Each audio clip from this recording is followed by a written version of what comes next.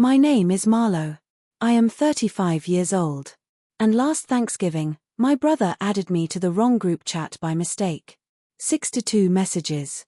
Every single one of them about a property deal they were closing without my knowledge for the second year in a row.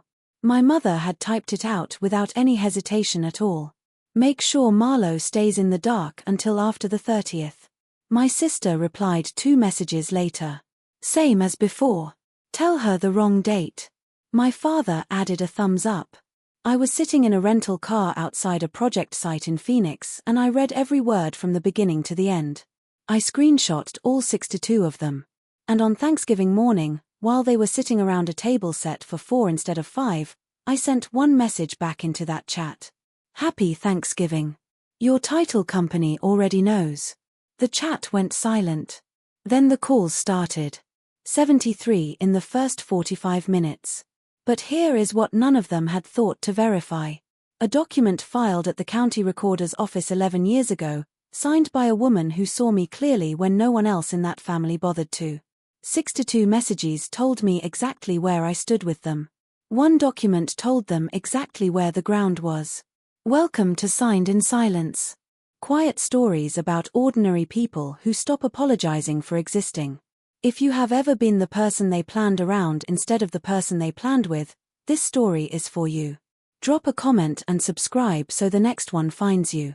It was a Wednesday evening in late November and I was in a Courtyard Marriott outside Phoenix. I had been on a hospital expansion project for 4 weeks, managing mechanical systems coordination from a converted conference room that smelled like burned coffee and someone else's stress. My phone buzzed on the desk at 8 in the evening, then again, then 3 times in quick succession. I picked it up and saw a thread I had never been added to. A group called Holiday Fam with a turkey emoji and a house emoji and 62 unread messages stacked underneath. My younger sister Petra had sent a private message seconds later. Oh no, wrong chat, sorry, ignore that. I was already scrolling. The first several messages were logistics. My older brother Colin asking whether the 25th worked. My mother Elena confirming it did. My father sending a thumbs up. Normal enough for a family planning a holiday gathering. Then the conversation shifted into something else entirely. Message 11. Colin. Tell Marlowe we are doing the 28th so she shows up after everything is handled. Message 14. Mom. I already have a story ready. Tell her it is just a small dinner and we will do leftovers. Message 19. Dad. Does Karen know about the title situation? Message 21. Mom. She says it is fine as long as we get everything signed before the 27th. I set the phone down on the desk next to my site drawings and stared at the wall for a moment. Then I picked it up and kept reading. Message 28. Colin. Just keep her out of it until the paperwork is done. Message 31. Petra. What if she asks questions? Message 32. Mom. She never asks questions. She never has. I put the phone face down. Then I turned it back over and started screenshotting from the very first message. I should tell you who I am because it shapes everything that follows. I am a mechanical systems engineer. I have been licensed for 11 years and I spend roughly a third of my life on job sites in cities that are not mine, eating dinner alone in hotel dining rooms, billing hours on projects that become buildings people use without ever knowing my name was on them. I am precise about details. I do not skip steps. I believe that systems work when they are designed correctly and fail when someone cuts a corner they thought nobody would notice. My family has never found these qualities interesting. Growing up in Clement Falls, Wisconsin, I was the middle child who finished her homework before dinner while Colin played hockey and Petra did theater. Mom drove them to practice. Dad came to every game and every show. I rode my bike to the public library on Tuesdays and Thursdays because I liked it there and because nobody seemed to notice whether I was home or not. That was fine. I told myself busy families forget the quiet one. I kept telling myself that for most of my 20s. I sent holiday gifts that arrived on time every year. I drove 8 hours when Mom had a procedure and needed someone to handle the discharge paperwork. When the furnace in the family house failed on a February night and Colin was traveling, I found a repair company at 10 in the evening, paid the emergency fee on my card, and had heat restored by midnight. I arranged Dad's surprise retirement party from 2 states away because no one else had started planning it 3 weeks out. I never asked for acknowledgement. I assumed that being dependable was the same as being valued. And still, 2 years ago, I drove to Clement Falls on the 27th, the date they had given me, with a ceramic casserole dish full of sweet potato gratin and a bottle of decent wine, and I found the house locked and dark. I called Mom. She answered on the 4th ring and told me they had decided to do Thanksgiving on the actual day this year, and she thought she had sent me a message. She had not. I stood on the front steps in November cold and said that was completely fine, my mistake for not following up. I drove back to my apartment and ate at a Thai restaurant that was open because it was a Thursday and I was hungry. It was not my fault. I just did not know that yet. Back in Phoenix, still reading. I hit message 39 and felt the floor shift underneath everything. Colin. The appraiser came back at 310. Buyer wants to close the 27th, but Karen says we need both signatures by the 25th at the latest. Both signatures. Appraiser. Buyer. Karen. Someone was selling something and they needed 2 signatures and they were trying to get one of them before the 25th while keeping me occupied somewhere else until after the 27th. I set the phone on the desk and looked at my reflection in the dark window of the hotel room. The only property I knew of that would need 2 signatures involving anyone in my family was my grandmother's house on Weller Street. Grandma Dottie's house. The grey craftsman with the covered porch and the backyard garden she had maintained herself until she was 79. The house where I had spent 2 summers during college when tuition increases meant I could not afford the dormitory and did not want to ask my parents to bridge the gap. She had given me the upstairs corner room with the window seat and had left a cup of tea outside my door every morning at 7 without making me ask for it. She never once made me feel like a burden or an afterthought. In that house, I was simply a person who belonged there. Grandma Dottie died 4 years ago. She had been precise and deliberate about most things in her life. It would not have been unlike her to have been precise and deliberate about this. I opened my laptop and navigated to the Clement Falls County Recorder's website, which loaded slowly and looked like it had been built in 2009 and updated twice since then. I typed in the address. 814, Weller Street, Clement Falls, Wisconsin. The results loaded. Original purchase deed, 1968. A refinance in 1991. Satisfaction of mortgage in 2003. And then one more entry. A quit-claim deed recorded 11 years ago. I clicked the document number. The scan was grainy and slightly skewed the way county scans always are. At the top, in the formal language of a legal instrument, it read, Quit-claim deed. Grantor, Dorothy and Calloway. Grantees, Elena Margaret Calloway and Marlowe Jean Calloway. Tenants in common. I read it twice. Then a 3rd time. My grandmother had put my name on the deed. Not symbolically. Not as a gesture. As a recorded legal instrument filed with the county 11 years ago with a notary seal and a document number that anyone with a browser and the address could find. My mother's name was on it too. But so was mine. Tenants in common, which I knew enough property law to understand, meant we each held an undivided interest in the whole property. Neither of us could sell the house without the other's agreement. It was not a tradition or a sentiment. It was a fact filed at the county courthouse. I sat back in the hotel desk chair and let it roll slightly away from the desk. Grandma Dottie had not been sentimental. She had been strategic. She had seen something coming years before it arrived, and she had put my name on the one thing in that family that could not be moved without me. I remembered the day it happened. I was 24, working my first real job after my master's degree, driving back to Clement Falls on a long weekend in October because Grandma had called and asked me to come. She had been in the hospital briefly for a cardiac event. Nothing catastrophic, she said on the phone, but clarifying. She had some things she wanted to put in order. When I arrived, she was in the kitchen making her usual pot of coffee and looking exactly like herself. She said she had an appointment the next morning and wanted me there. I assumed it was a doctor follow-up. It was not. We drove to a notary office on Birch Street, a small place that also handled tax returns and insurance renewals. The woman behind the desk already had the paperwork ready. Grandma sat down and explained calmly that she was updating the title on her property at 814, Weller Street. She wanted to add me as a co-owner alongside my mother.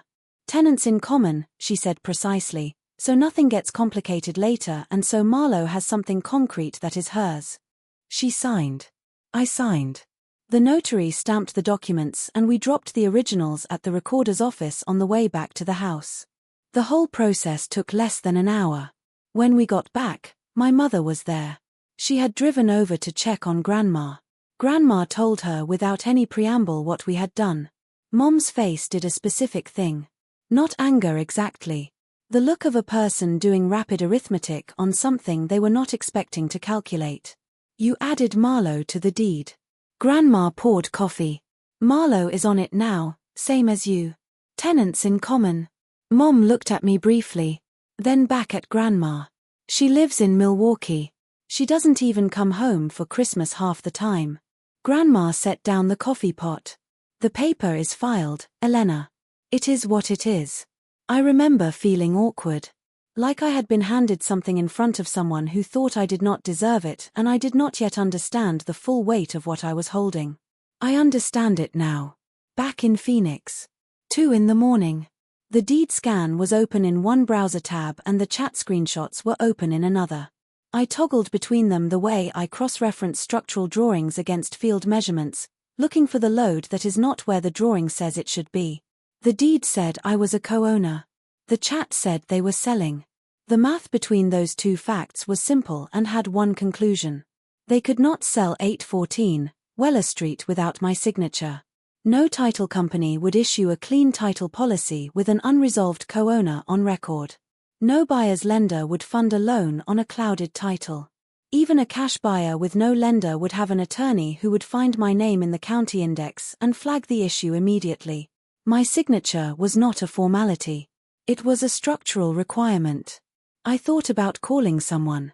My first instinct, the one I have suppressed for years, was to call Grandma Dottie. She has been gone for 4 years and I still reach for her number when something does not make sense. She would have known exactly what to do. She had, in fact, already done it. 11 years in advance. I was not going to call my family. I had been through enough conversations with my mother to know how they conclude. She cries. She reframes. She tells me I am making things about myself. And somewhere around the 12-minute mark I find myself apologizing for noticing what I noticed. That was not going to happen. I was not going to confront them. I was going to let the system work. Because the system already had my answer filed at the county recorder's office on a Tuesday in October 11 years ago.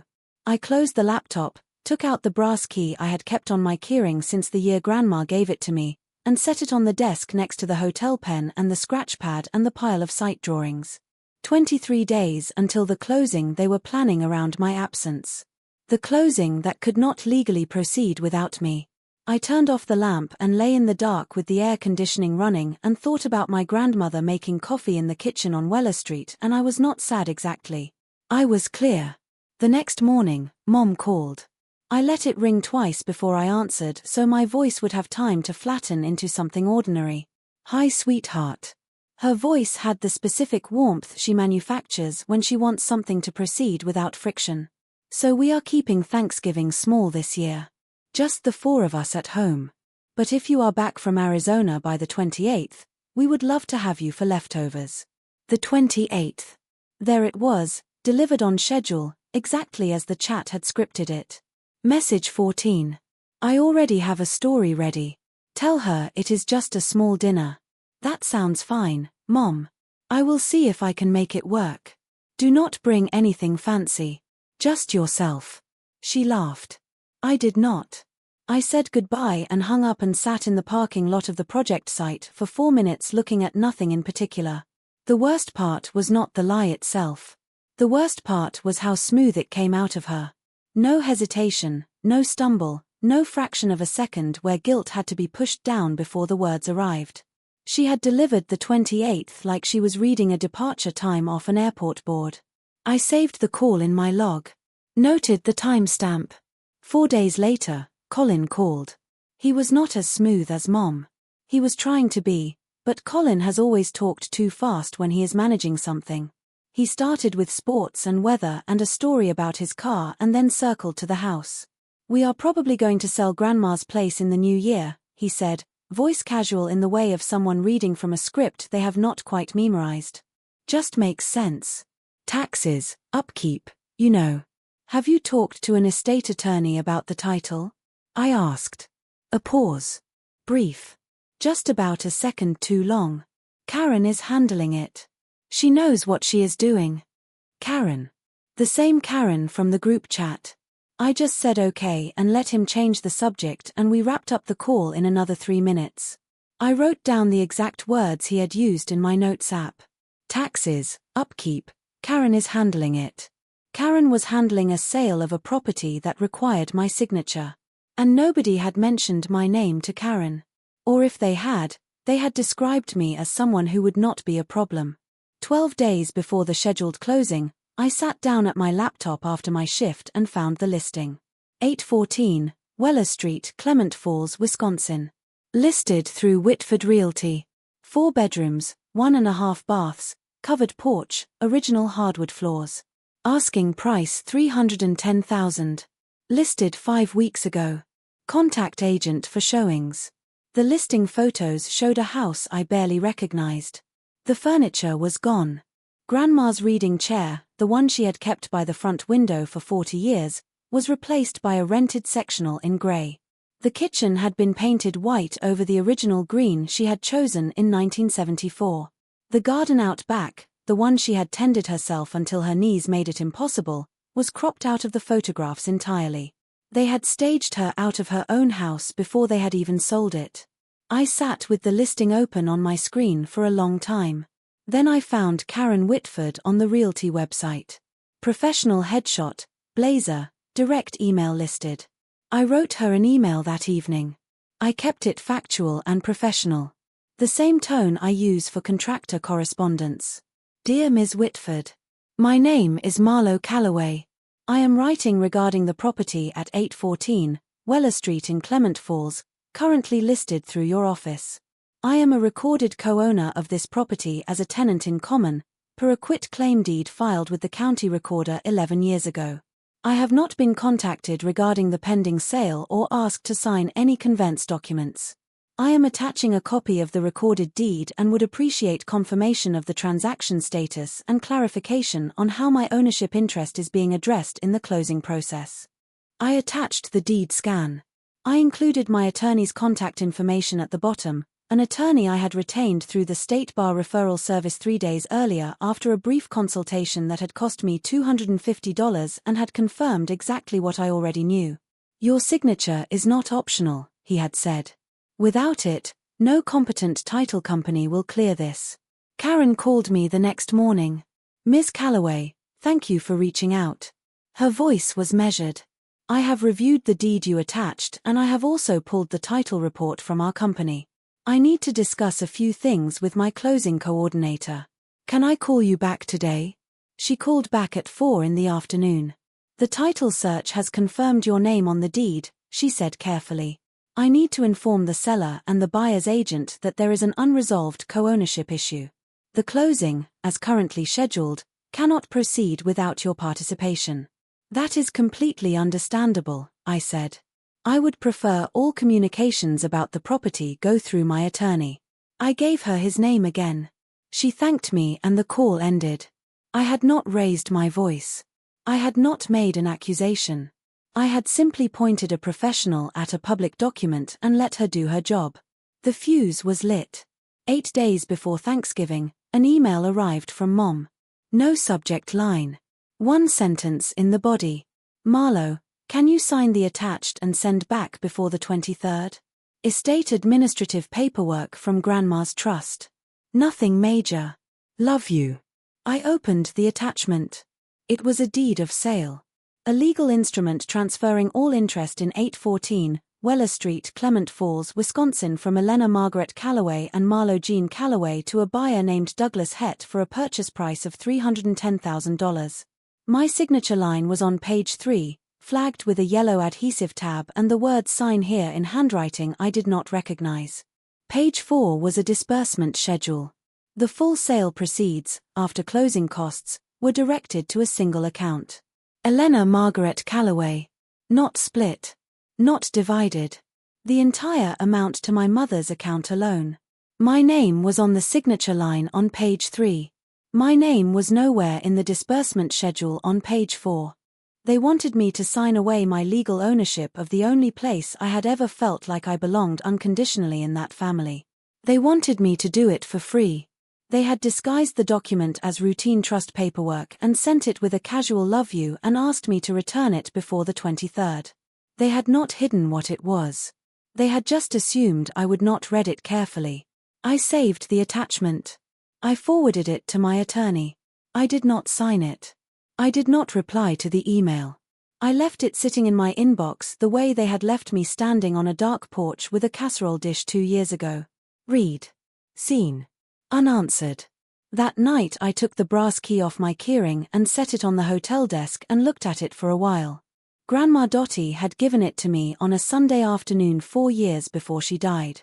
She had pulled me aside after a family dinner, walked me to the front door while everyone else was still at the table, and pressed it into my hand. She did not say much. She just said, "This house knows you, Marlowe. Do not let anyone tell you it doesn't." Mom had followed us to the door. She had smiled in the way she smiles when she thinks something is unnecessary. An act of theater she is being polite enough to tolerate. Grandma had looked at me, not at her. "Keep the key." I had not understood then that she was handing me something much heavier than brass. I understood now. Thanksgiving morning. My alarm went off at 7 and I made the hotel coffee and sat at the desk and opened the group chat. The messages had been flowing since early morning. Petra had sent a turkey gif. Colin had replied with a football score prediction. Mom sent a photo of the table set for 4. White dishes, orange napkins, candles, 4 chairs pulled in neatly. Dad had sent a thumbs up. I looked at the photo of the table. 4 settings. Counted them the way I count anchor bolt spacing on a structural drawing. Precisely and without any commentary. The number was the number. At 9:57 in the morning, I tapped the draft I had been saving for 3 weeks and hit send. Happy Thanksgiving. Your title company already knows. I set the phone screen up on the desk and watched it. The typing indicator appeared under Petra's name and disappeared. Appeared under Colin's name and disappeared. Appeared under Mom's name and stayed for 8 seconds then disappeared. No messages came. The group chat that had been running warmly all morning went completely silent. 30 seconds. A minute. 2 minutes. 6 typing indicators appeared and vanished in various combinations and still nothing came through. My message did not give them anything to argue with. There was no emotion in it to discount. No accusation to reframe. Just a sentence pointing them toward a professional who already had the documentation in front of her. Then the phone started ringing. Colin first. I let it go to voicemail. He called again. Voicemail again. Petra 3 times in 2 minutes. Mom's name appeared, disappeared, appeared again as she kept calling back. Dad texted once. It just said call us. I opened a notes app and started a tally. Because I track data. It is what I do. Colin. 11 calls in the first 20 minutes. Petra. 7. Mom. 19. Dad. 4 calls. 3 texts. 73 total in the first 45 minutes. These were people who had not called me on Thanksgiving in 2 years. Who had told me the wrong date and left me on a porch in November cold. Who had sent me a deed of sale disguised as administrative paperwork and assumed I would initial without reading. Now they could not stop calling. Mom left a voicemail. I played it once. Her voice was high and fast, the voice of someone whose script has just collapsed. Marlowe, I do not know what you think you are doing, but you need to call me back right now. This is a family matter and you are going to ruin everything over nothing. Over nothing.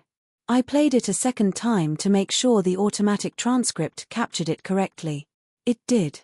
Colin left one too. Shorter, with an edge of something I recognized as the anger that comes when a plan fails and there is no one else to redirect it toward. You went behind our backs. This is not how families handle things. Behind their backs. As though the group chat I was never supposed to see was the front of the house and I had gone around to a window. I did not call any of them back until 11:15, when I chose Mom's number specifically because she had designed the plan and I wanted her to hear from me directly rather than through Colin's version of the conversation. She answered before the first ring had finished. Her voice was wet and sharp at the same time. "Marlowe, what did you do?" "I did not do anything, Mom. Karen Whitford ran a title search, which is her job. She found my name on the deed, which has been recorded for 11 years. She paused the closing, which is what title companies do when there is a co-ownership issue that has not been addressed. I could hear the room behind her. Colin's voice saying something low and strained. Dad very quiet. Petra not saying anything at all. She had me on speaker. That was fine. I had planned for that. You have not been involved with that house in years, Mom said. I do not have to live somewhere to own it, I said. Grandma made sure of that. Silence. You sent me a deed of sale, I said. You labeled it estate administrative paperwork. You asked me to sign and return it before the 23rd. You listed the disbursement going entirely to your account. My name was on the signature line but not on the payment schedule. The silence extended. We were going to give you your share. Mom's voice shifted into the register she uses when she needs me to believe the charitable interpretation. Of course we were. When were you going to tell me about the sale? She did not answer. You gave me the wrong date last year, I said. Same as the year before. You sent me a document disguised as paperwork and expected me to sign it without reading it. I read it. I always read things carefully. You know that about me. Dad's voice from somewhere in the background. We should not have done it this way. That was all he said. 7 words aimed at no one in particular, arriving too late to function as anything except an acknowledgement.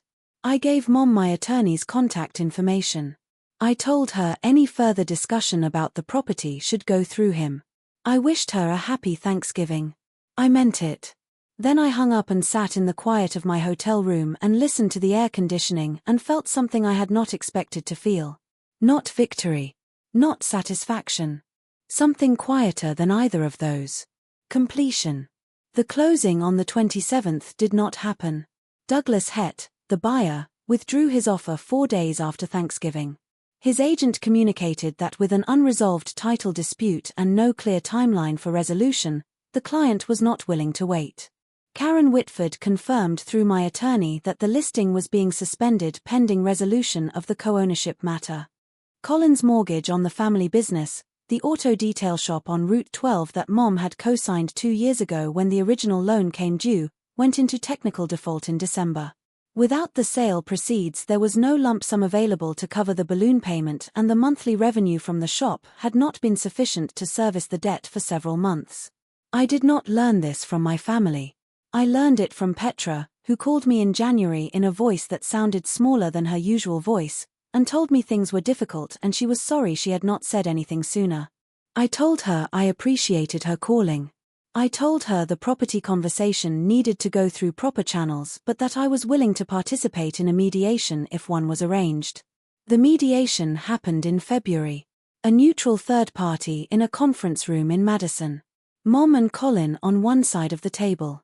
My attorney and me on the other. Dad attended but said almost nothing for the first hour. Petra did not come. The mediator laid out the ownership facts clearly at the outset. Marlowe Jean Calloway holds an undivided co-ownership interest in 814, Weller Street per a recorded quit-claim deed dated 11 years prior. This interest has never been conveyed, transferred, released, or otherwise addressed in any subsequent legal instrument. The property cannot be sold without her participation. Mom cried during the first session. The first time was the cry she uses to indicate that she is the aggrieved party in a situation of her own making. The second time, later in the session, looked different. Less managed. More like grief. Like a woman who had lived in her own mother's house for the first 17 years of her life and was now sitting in a beige conference room being reminded that she could not dispose of it unilaterally. I presented two options. We could proceed with a sale, properly structured, with both co-owners fully informed, participating, and receiving their documented ownership share of the proceeds. Or I could purchase my mother's interest at a fair market value determined by a licensed independent appraiser, after which I would own the property in full. I did not offer a third option. I did not negotiate against myself. Colin leaned forward at one point and said that Grandma would have wanted the property to stay in the family without complications. I looked at him for a moment. Grandma made sure it stayed in the family, I said. She put my name on it. That is exactly what keeping it in the family looks like when you actually include everyone. The mediator suggested a short break. When we came back, Mom asked if there was any possibility of returning to the way things had been before all of this. The mediator asked her to clarify what she meant by that. She could not. We agreed to a sale. The house went back on the market in March with a new listing agent. It sold in May for $304,000. My share after closing costs was $138,000. I moved it to a dedicated savings account. Before the new owners took possession, I drove to Clement Falls one last time. I parked on Weller Street in the early evening when the light was the particular pale gold that Midwestern May evenings do so well. I walked up the porch steps and took the brass key out of my bag, the one I had kept on my keyring for 4 years and then carried separately ever since Phoenix. The key fit the lock the way it always had. The door opened into an empty house that smelled like cleaning solution and the faint cedar of the closets. I stood in the living room where Grandma's reading chair used to be by the front window, and I did not cry. I looked at the window seat where I used to sit with my coffee on Saturday mornings in the summers the first had spent there, and I said thank you to nobody and everybody, and to Grandma specifically, who had been gone 4 years and had still managed to do exactly the right thing at exactly the right time. I left the brass key on the kitchen counter where she had always kept her spare. It was not about the money. It was never about the money. They spent 2 Thanksgivings making sure I would not find out. They coordinated wrong dates and managed my absence and disguised legal documents as paperwork and built the entire plan on the assumption that I would not push back because I never had. And not one of them had stopped to remember that the woman they kept scheduling around had been written onto the deed 11 years earlier by the one person in that family who actually looked at her and saw someone worth including. That is my story. 62 messages, 1 reply, and 73 calls I did not answer. I want to say something before I close because I think it matters. I did not want them to suffer. When Colin's business struggled and Mom's credit took the hit from the co-signed loan, I did not feel triumphant. I felt the specific sadness that comes when you understand that people you love have been so determined to exclude you that they hurt themselves in the process. But I also understood something I had not understood clearly before. Compassion for someone's difficulty is not the same as responsibility for a problem they created by choosing not to see you as a person whose participation was required. I was not the one who made the situation complicated. I was the one who was already on the deed. I was already there. I had been there for 11 years. I was just the last one to find out. Grandma Dottie had looked at me across a kitchen table when I was 24 years old and made a quiet, deliberate decision to put something permanent in my hands. Not because she wanted to cause trouble. Because she could see what was coming and she wanted me to have solid ground to stand on when it arrived. She did not tell me what to do with it. She trusted me to figure that out. The key is gone now. The house belongs to a family I do not know who will make their own memories in the upstairs rooms and the backyard and the kitchen that used to smell like her coffee. That is right. That is how it should go. What I kept is the clarity. If you are watching this and you have been the person they plan around, the one who gets the wrong date and the locked door and the casual assumption that you will not read the fine print, I want you to know something. The system does not require you to be loud. It only requires you to be accurate. Find the document. Read the record. Know what is actually true as opposed to what they have decided to tell you. Grandma Dottie did not protect me with sentiment. She protected me with a notary stamp and a filing date and a document number indexed in a public database. The county recorder does not care who remembered to set a place at the table. It only cares what is on the deed. Know what is on yours. Thank you for being here until the end. If this story reached something in you, share it with someone who needs it. Drop a comment. Subscribe. Because there are more stories coming, and every one of them belongs to someone who has been told to make themselves smaller than they actually are. You are already on the deed. You just need to look it up.